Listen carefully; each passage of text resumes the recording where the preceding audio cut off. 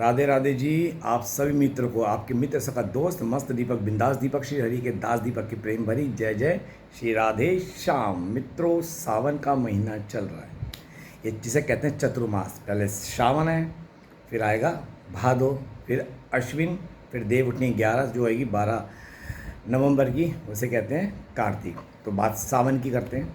ये चतुर्मास चल रहा है, जैसा कि आप सबको पता है। इस चतुर्मास में सारे देवी देवता कहते हैं देव सो गए, जिसका वीडियो बना चुका हूँ। देव नहीं सोते। इन 4 महीने में सारे देव श्री हरि की साधना करते हैं, स्वर्गलोक में आराधना करते हैं, उनसे मनवांछित फल मिलते हैं जो वो हमें देते हैं। देवता माने देना, जो हम देवताओं की उपासना करते हैं तो देवता जो भी हमें देते हैं श्री कृष्ण से लेकर ही देते हैं।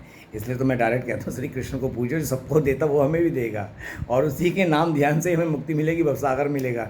देवों की भक्ति करके संसार का सुख साधन मिलेगा, जो हमें पाप और भोग की तरफ ले जाएगा और नरकगामी बना देगा। ठीक है, तो बात करते हैं आज सावन की। सावन को कहते हैं श्रवण मास। श्रवण क्यों? सुनने के लिए। क्या? सत्संग। श्रवण क्यों कहते हैं? सावन बोल दिया जाता लेकिन श्रवण मास बोला जाता, मतलब सुनना। श्रवण माने किसका? क्या सुनना? हरि कीर्तन।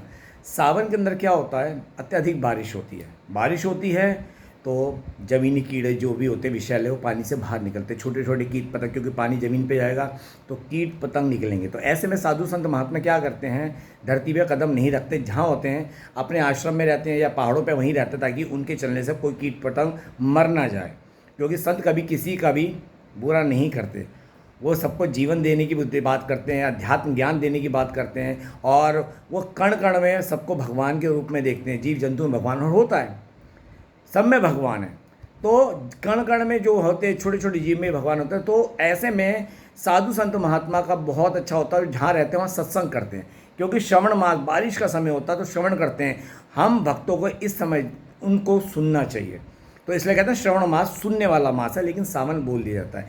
एक सावन इसलिए भी कहा जाता है, क्यों झूले पड़ते हैं सावन में? क्योंकि इस समय सावन में ह्यूमिडिटी बहुत बड़ी आती है, बहुत ज़्यादा हवा में नमी होती है, लेकिन हवा नहीं होती। इसलिए झूले डाले जाते हैं और उस पर झूला जाता है पेड़ों पे, बड़े बड़े बागों में, ताकि खुली ताज़ा हवा हो। इसलिए सावन में श्री कृष्ण राधा कृष्ण को झूला झुलाते हैं कि हमारे प्रभु को ठंडी ठंडी हवा लगे, वरना तो पसीने आते रहते हैं, क्योंकि ह्यूमिडिटी बहुत होती है।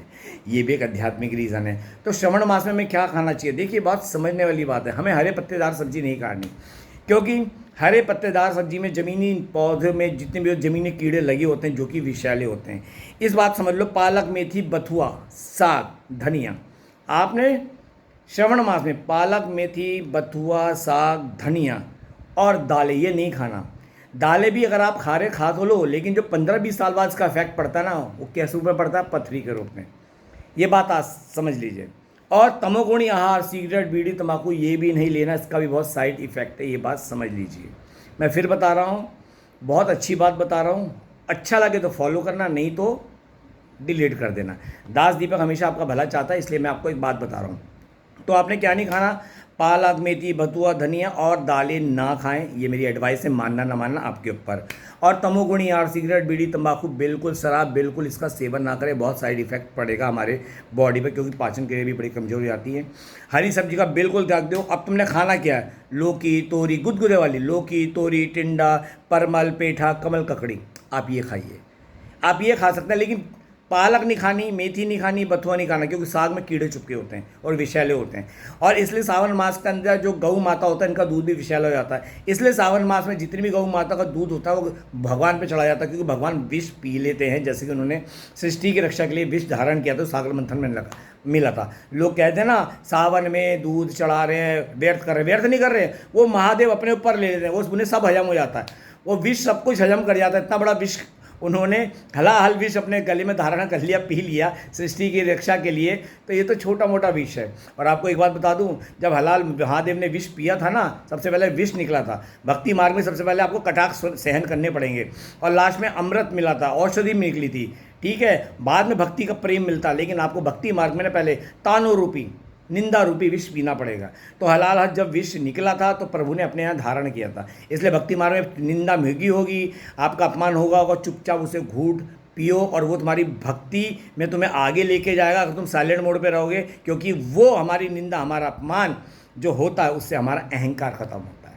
ये बात आप समझ लीजिएगा, ये संतों की वाणी है, तो इसलिए जो मैं कह रहा हूँ उस बात को आप समझ लीजिए। तो आपने सावन के अंदर कोई भी तमोगुण आहार नहीं खाना। लौकी, तोरी, परमल, पेठा, कमल, ककड़ी ये खाइएगा। दास दीपक आपका भला चाहता है। इसके बाद आएगा सावन के बाद भादो, भादो के बाद अश्विन, अश्विन के बाद कार्तिक। तो जो बताया उस पर अमल कीजिएगा। आप करो तो ठीक, ना करो तो ठीक। दास दीपक की वृंदावन की पावन धरा से आप सभी को प्रेम भरी राधे राधे। फिर कहता हूँ, सनातन धर्म परम था, परम है, परम ही रहेगा। धर्म तो एक सनातन है, बाकी सब भ्रम है। मन माने ढंग के बनाए धर्म में कुछ भी नहीं दम है। जिस तरह से बिगर नींव के कोई मकान नहीं दिखता, तो बिगर नींव के, सनातनी नींव के कोई धर्म भी नहीं बनता। धर्म तो अपने आप में एक सनातन है, जिसकी नींव पूरे ब्रह्मांड में फैली है। सनातन मतलब श्री कृष्ण, और मैं श्री कृष्ण का दास। तो सावन में इन चीज़ों को ध्यान रखिएगा जितना हो सके। और एक चीज़, ये मैदा की चीज़ें भी मत खाइएगा, बिस्कुट वगैरह बेकरी का, ये भी बहुत घातक होता है सावन में। तो ठीक है मित्रों, आज का वीडियो यहीं विराम करते हैं। मिलते हैं अगली वीडियो में। तब तक के लिए दास दीपक के आप सभी को वृंदावन की पावन धरा से प्रेम भरी जय जय श्री राधे श्याम।